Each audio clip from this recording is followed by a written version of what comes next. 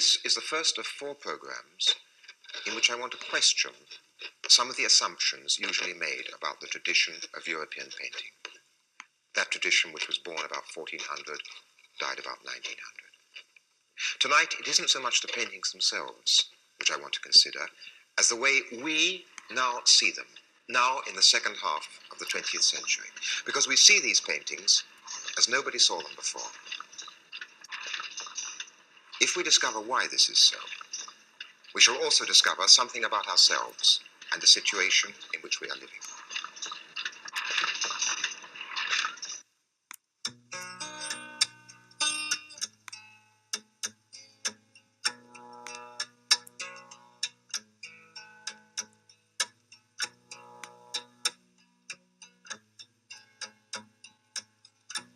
The process of seeing paintings or seeing anything else is less spontaneous and natural than we tend to believe. A large part of seeing depends upon habit and convention. All the paintings of the tradition used the convention of perspective, which is unique to European art. Now, perspective centers everything on the eye of the beholder. It is like a beam from a lighthouse, only instead of light traveling outwards, appearances travel in. And our tradition of art called those appearances reality. Perspective makes the eye the center of the visible world. But the human eye can only be in one place at a time. It takes its visible world with it as it walks. With the invention of the camera, everything changed. We could see things which were not there in front of us. Appearances could travel across the world. It was no longer so easy to think of appearances always traveling regularly to a single center. I am an eye, a mechanical eye. I, the machine, show you a world the way only I can see it. I free myself for today and forever from human immobility. I'm in constant movement. I approach and pull away from objects. I creep under them. I move alongside a running horse's mouth. I fall and rise with the falling and rising bodies.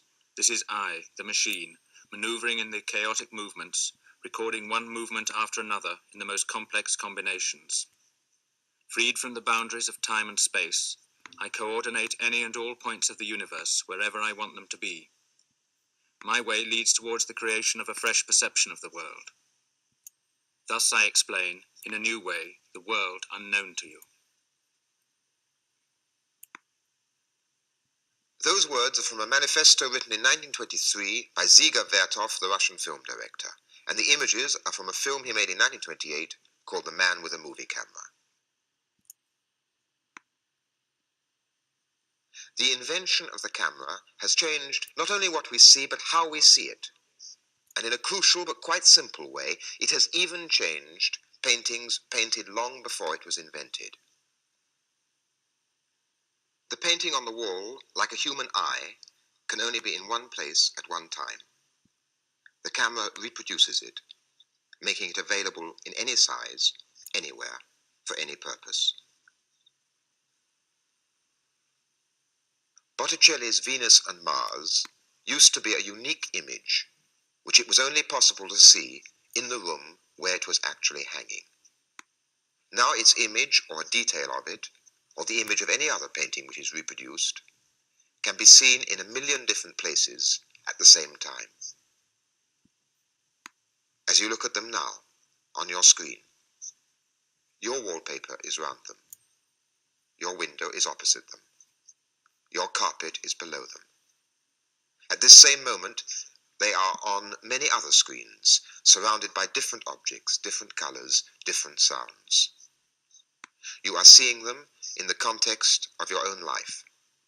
They are surrounded not by gilt frames, but by the familiarity of the room you are in and the people around you.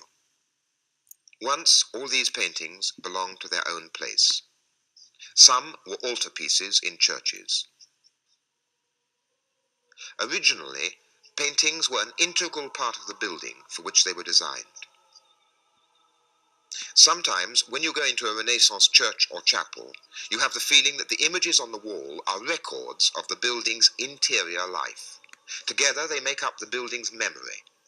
So much are they part of the life and individuality of the building. Everything around the image is part of its meaning. Its uniqueness is part of the uniqueness of the single place where it is. Everything around it confirms and consolidates its meaning.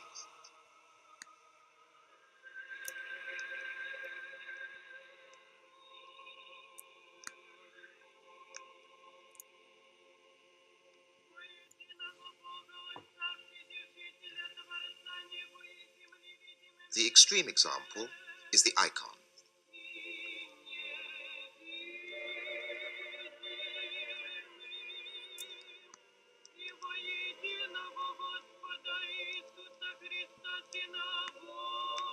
Worshippers converge upon it.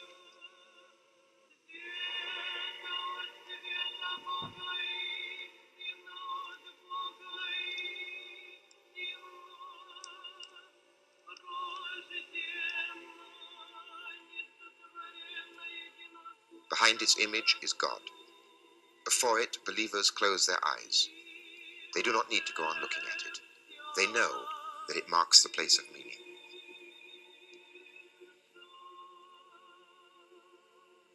Now, it belongs to no place, and you can see such an icon in your home. The images come to you. You do not go to them. The days of pilgrimage are over. It is the image of the painting which travels now, just as the image of me standing here in this studio travels to you and appears on your screen. The meaning of a painting no longer resides in its unique painted surface, which it is only possible to see in one place at one time. Its meaning, or a large part of it, has become transmittable. It comes to you, this meaning, like the news of an event. It has become information of a sort. The faces of paintings become messages, pieces of information to be used, even used to persuade us to help purchase more of the originals, which these very reproductions have in many ways replaced. But, you may say, original paintings are still unique. They look different from how they look on a television screen or on postcards. Reproductions distort. Only a few facsimiles don't. Take this original painting in the National Gallery. Only what you are seeing is still not the original. I'm in front of it. I can see it. This painting by Leonardo is unlike any other in the world. The National Gallery has the real one. It isn't a fake, it's authentic. If I go to the National Gallery and look at this painting, somehow I should be able to feel this authenticity. The Virgin of the Rocks by Leonardo da Vinci. It is beautiful for that alone. Nearly everything that we learn or read about art encourages an attitude, an expectation, rather like that. The National Gallery catalogue is for art experts. The entry on this painting is about 14 pages long, densely written. They are about who commissioned the painting, legal squabbles, who owned it, its likely date, the pedigree of its owners. Behind this information lie years of research. What for? To prove beyond any shadow of doubt that it is a genuine Leonardo, and to prove that an almost identical painting in the Louvre is in fact a replica. French art historians try to prove the opposite. For this drawing by Leonardo, the Americans wanted to pay £2.5 million. Now, it hangs in a room by itself, like a chapel, behind bulletproof perspex. The lights are kept low so as to prevent the drawing from fading. But why is it so important to preserve and display this drawing? It's acquired a kind of new impressiveness, but not because of what it shows, not because of the meaning of its image. It's become mysterious again because of its market value, and this market value depends upon it being genuine. And now it is here like a relic in a holy shrine. I don't want to suggest that there is nothing left to experience before original works of art, except a certain sense of awe because they have survived, because they're genuine, because they are absurdly valuable. A lot more is possible, but only if art is stripped of the false mystery and the false religiosity which surrounds it. This religiosity, usually linked with cash value, but always invoked in the name of culture and civilization, is in fact a substitute for what paintings lost when the camera made them reproducible.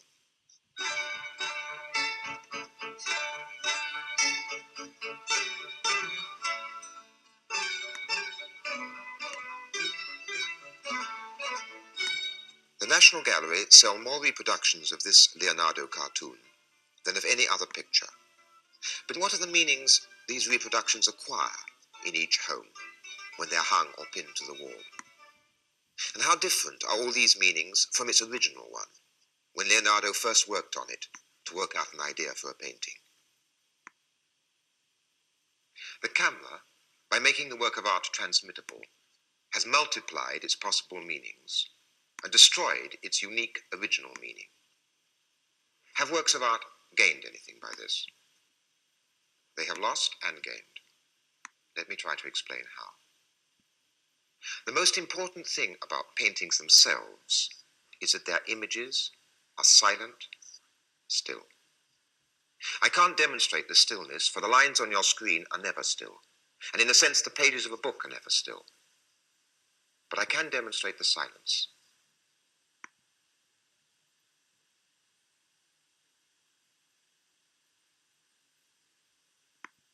Occasionally, this uninterrupted silence and the stillness of a painting can be very striking.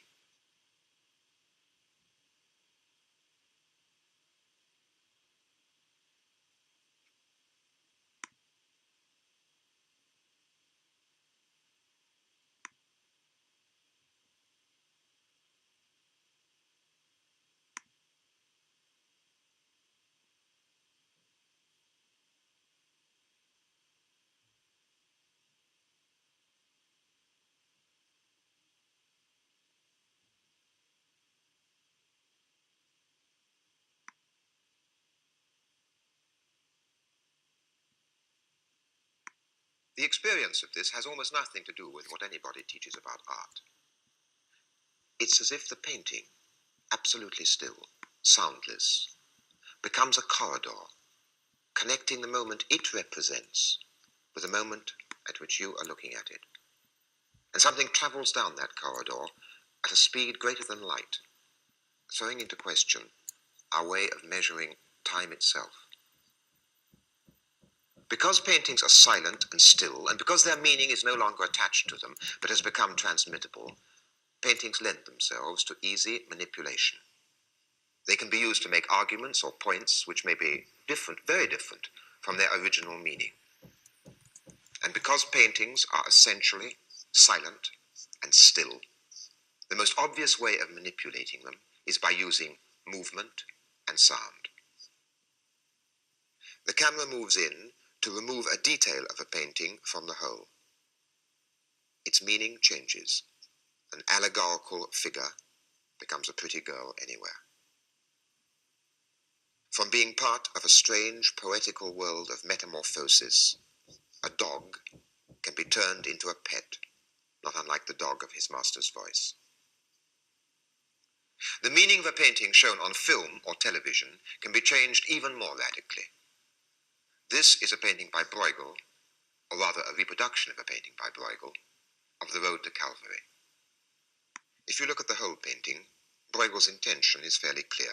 In the right foreground are Mary and John and the mourners of Christ. Christ carrying the cross is in the middle distance, carried forward by the crowd, which is making its way to the place of the crucifixes, far away on the right, where a circle of onlookers has already gathered. If you look at the whole picture, you see that it is about grief, about torture, and above all about the callousness, the eager inquisitiveness, the superstitious drive of the crowd. If it sets out to be a religious painting, it is an oddly secular one. But the difficulty is that on a screen, if you keep the whole painting in view, you don't see very much. You have been waiting impatiently for the camera to go in to examine details. Yet, as soon as this happens, the comprehensive effect of the painting can be changed. For example, it is possible to isolate and show the details in a way that makes the painting look like a fairly straightforward devotional picture.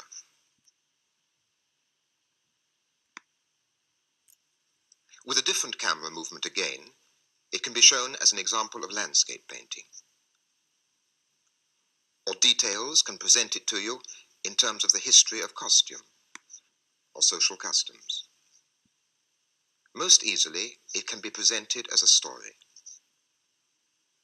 The two thieves being carted to the place of crucifixion, Christ carrying the cross.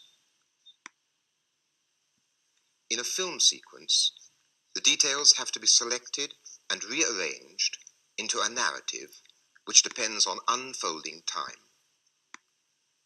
Yet, in the painting as a whole, all these elements are there simultaneously. In paintings, there is no unfolding time. As well as by the movements of the camera, paintings are modified and changed by the sounds you hear when looking at them. Here is a landscape, a cornfield with birds flying out of it. Look at it for a moment in silence. Now, supposing I say whilst you look at it, this is the last picture Van Gogh painted before he killed himself.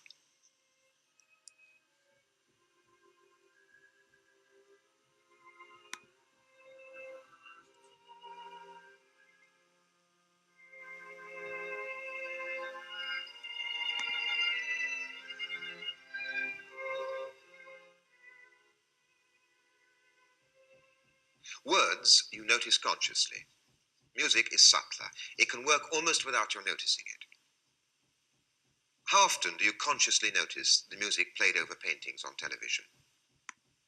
Yet music and rhythm change the significance of a picture. Here's a painting by Caravaggio. Here are details of this painting cut to music from an Italian opera. Lo so qual a far, mandela in parenti, per farmi smatar. Mandela in campagna, l'erba la magna. Mente che parlasse come il deserto voler predicar. Sere che gli abiti del socio, le canzoni, asciutto mortificare, ho provato, niente se fa, niente se fa. Now cut to a religious chorale.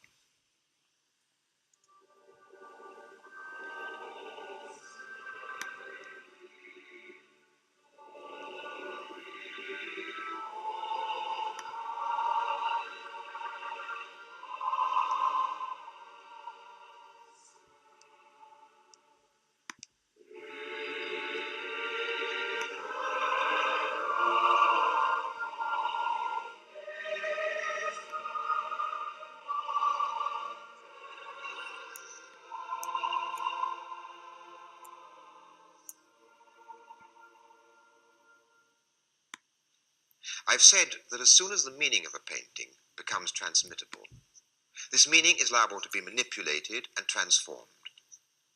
It's no longer a constant. It's changed by the camera which moves, by words put around it, by music played over it. Now lastly, paintings can be changed in another way. When paintings are reproduced, they become a form of information, which is being continually transmitted, and so there they have to hold their own against all the other information, which is jostling around them to appear on the same page or the same screen.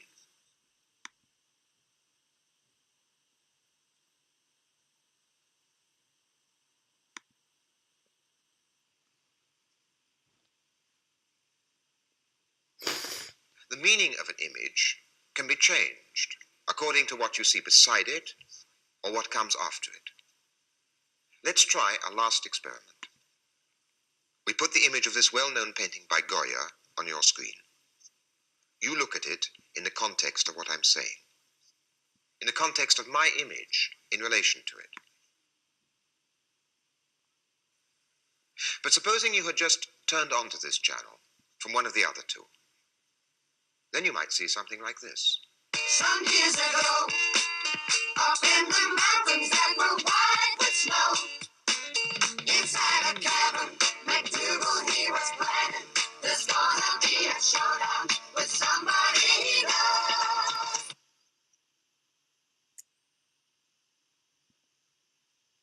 supposing now you turn off from the R channel onto one of the others.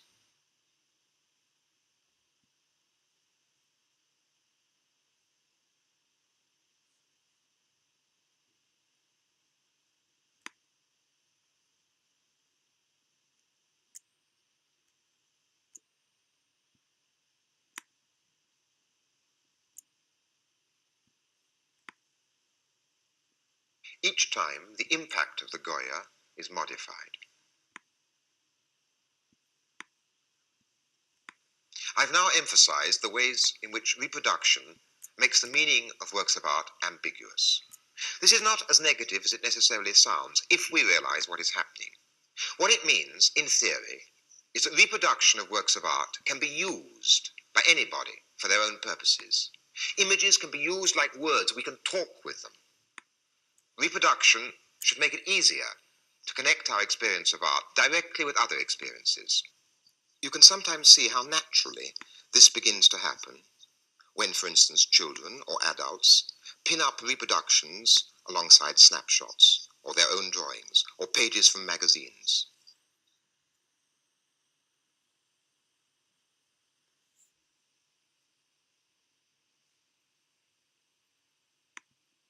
There, everything belongs to the same visual language, used for describing or recreating experience.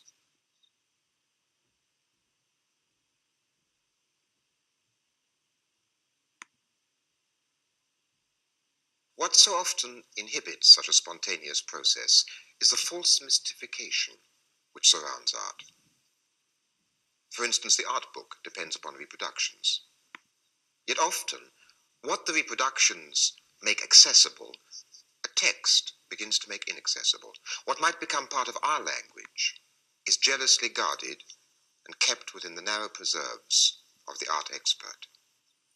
These last two great paintings by Frans Hals portray the governors and the governesses of an almshouse for old paupers in the Dutch 17th century city of Haarlem. Hals, an old man of over 80, was destitute. Most of his life he had been in debt. During the winter of 1664, the year he began painting these pictures, he obtained 3 loads of peat on public charity. Otherwise, he would have frozen to death. Here, he paints the official portraits of the administrators of such public charity.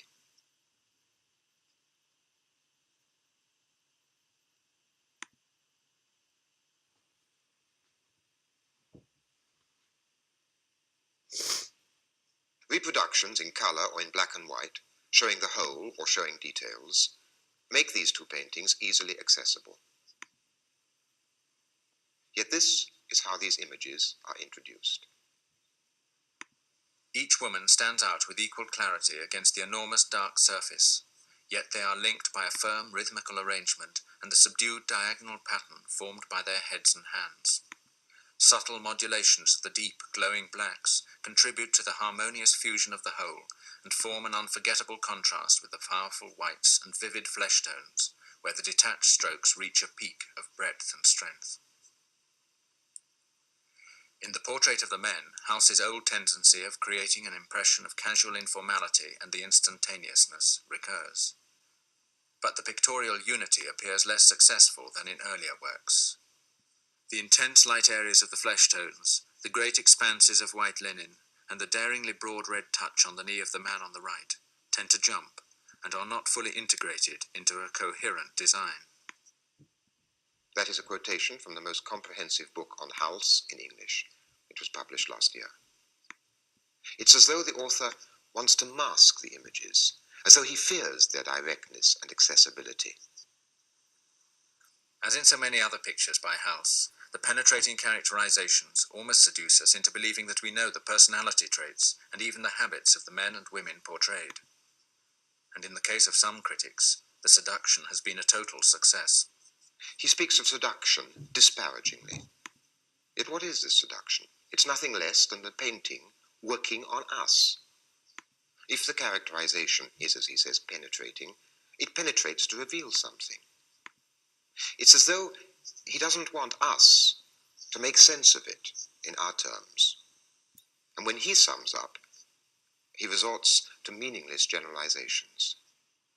We attempt to control the powerful impact his paintings make upon us by considering the tradition in which he worked and the range of possibilities open to him.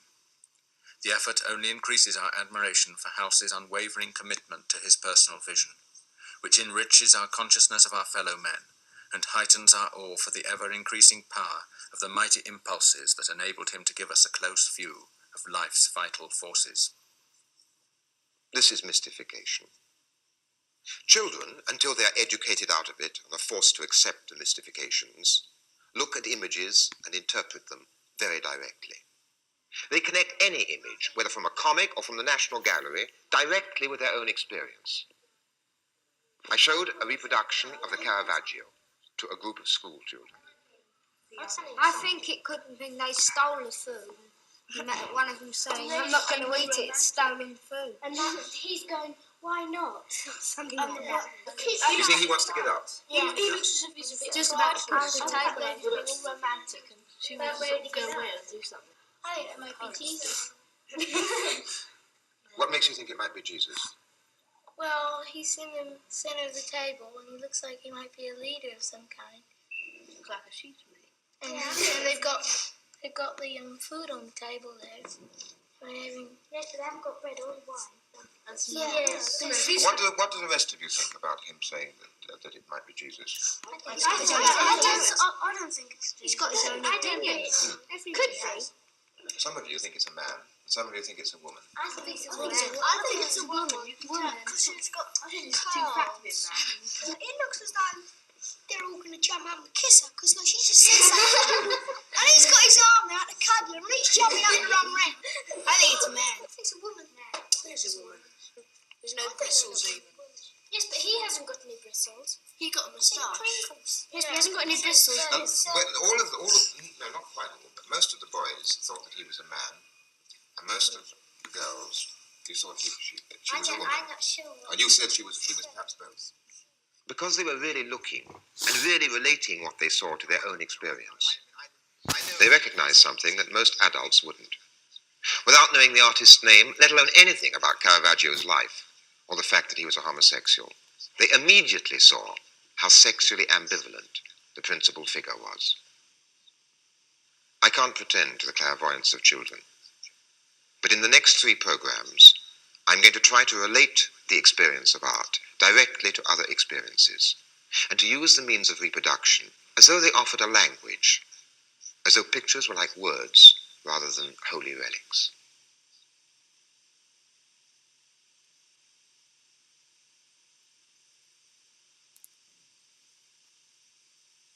How we see women, possessions, advertisements and their promises, which surround us on every side.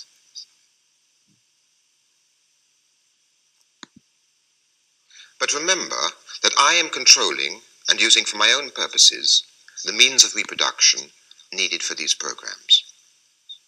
The images may be like words, but there is no dialogue yet. You cannot reply to me.